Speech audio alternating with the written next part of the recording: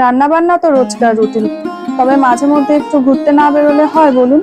আর এই গরমে কোথায় যাওয়া যায় এই কথা ভাবতে ভাবতে সবার প্রথমে মাথায় এলো একটু পার্ক থেকে ঘুরে এলে মন্দ হয় না।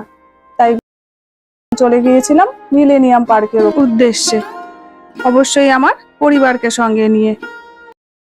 তাদের জানাই সাদর আমন্ত্রণ। যখন আমরা মিলেনিয়াম পার্কের উদ্দেশ্যে রওনা দিলাম তখন ঘড়িতে বাজে ওই 4:30 থেকে 5টা।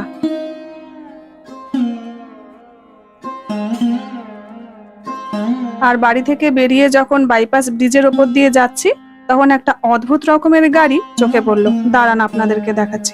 ওই যে দেখছেন ওই গাড়িটা, এরকম গাড়ি সচরাচর চোখে পড়ে না।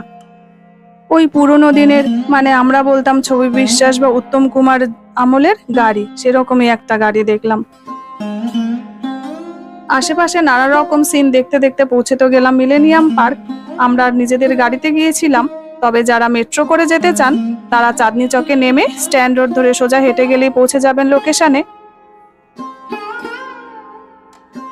আর যদি চক্র রেলে করে কেউ যেতে চান তাহলে বিবাদীবাগ স্টেশনে নামলেই সামনেই পড়ে যাবে মিলেনিয়াম পার্ক। আর যারা নিজেরা গাড়ি নিয়ে যাবেন তাদেরও কিন্তু গাড়ি রাখার সুবন্দোবস্ত আছে।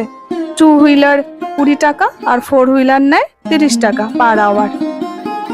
মিলেনিয়াম পার্ক ঢোকার মুখেই গেটের কাছে দাঁড়িয়ে রয়েছে এরকম একটা ফুচকা স্টল। সেটা দেখে তো লোভ সামলানো ভীষণই মুশকিল, তাই জন্য দাঁড়িয়ে পড়লাম ফুচকা খাওয়ার জন্য।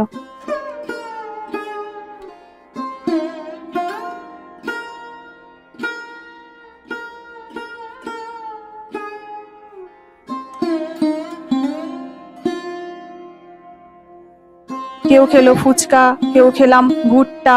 এভাবে খেয়ে দাঁড়িয়ে পড়লাম টিকিট কাউন্টারে টিকিট কাটার জন্য। তবে আমরা প্রথমে ভেবেছিলাম গঙ্গার তীরে বসে গঙ্গার হাওয়া খেয়ে চলে আসবো, তাহলে সামনে যে ক্রুজ আর এত সুন্দর সাজানো সেটা দেখে লোভ সামলাতে পারলাম না, তাই জন্য টিকিট কেটে উঠে পড়লাম ক্রুজে। কলকাতা হেরিটেজ যে ক্রুজটা আছে তার টিকিট 169 টাকা পার হেড, তবে 3 বছরের ঊর্ধ্বে পুরো ভাড়াই কিন্তু দিতে লাগবে। আর পাশে যে আরেকটা ক্রুজ আছে সেই ক্রুজের টিকিটের দাম 100 টাকা। আর আমরা 169 টাকার টিকিট কেটে উঠে পড়লাম কলকাতা হেরিটেজে।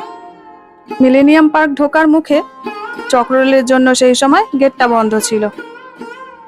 আর ওই যে দেখুন একটা ট্রেন পাস করলো। এবারে আমরা হেঁটে হেঁটে চলে যাচ্ছি ওই কলকাতা ক্রুজের উদ্দেশ্যে। এই ক্রুজটা এত সুন্দর করে সাজানো যে না উঠলে বোঝাই যায় না। আর ভিতরে এন্টারটেনমেন্টের অনেক ব্যবস্থা রয়েছে। আর যেদিন আমরা মিলেনিয়াম পার্কের উদ্দেশ্যে গিয়েছিলাম সেদিন 22শে এপ্রিল ছিল, আর সেদিন ইডেনে খেলা চলছিল বিরাট কোহলির। আর গ্যালারিতে সেই সময় এত উচ্ছ্বাস, এত চিৎকার। আমরা যখন ইডেনের পাশ দিয়ে মিলেনিয়াম পার্কের উদ্দেশ্যে আসছিলাম সেই সময় সেই চিৎকার আমাদের রাস্তার থেকেও আমরা শুনতে পাচ্ছিলাম।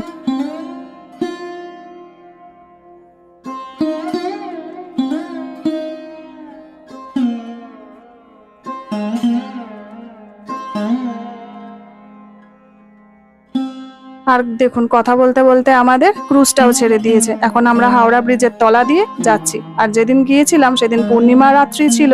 পূর্ণিমার জ্যোৎস্নার আলোকে সঙ্গী করে গঙ্গার বুকে ভেসে বেড়ানো সে এক অপূর্ব অনুভূতি।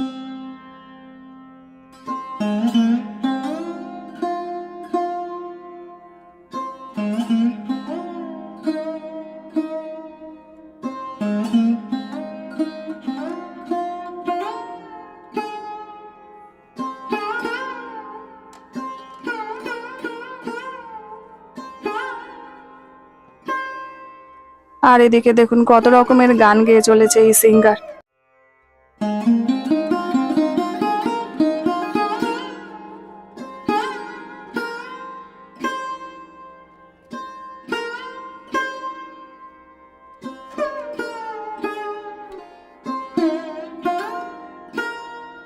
আর ওই যে দেখছেন সামনে ওটা বেলুড় ব্রিজ।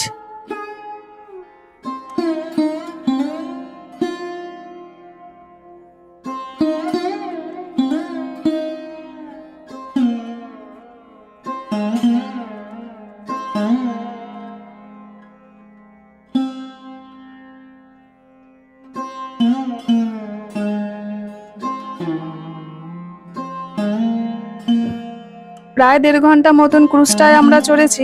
এরপরে আমরা নেমে এলাম। এতক্ষণ ধরে ক্রুজ চড়ে চড়ে ভীষণই খিদে পেয়ে গেছে, তাই জন্য যাচ্ছি আর্সেলানের উদ্দেশ্যে, যেটা পার্ক স্ট্রিটে রয়েছে।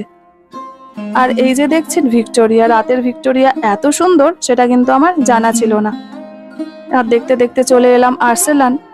এখন আমরা রাত্রের ডিনারটা সারতে থাকি, আর আপনাদের সাথে দেখা হবে নেক্সট ভিডিওতে।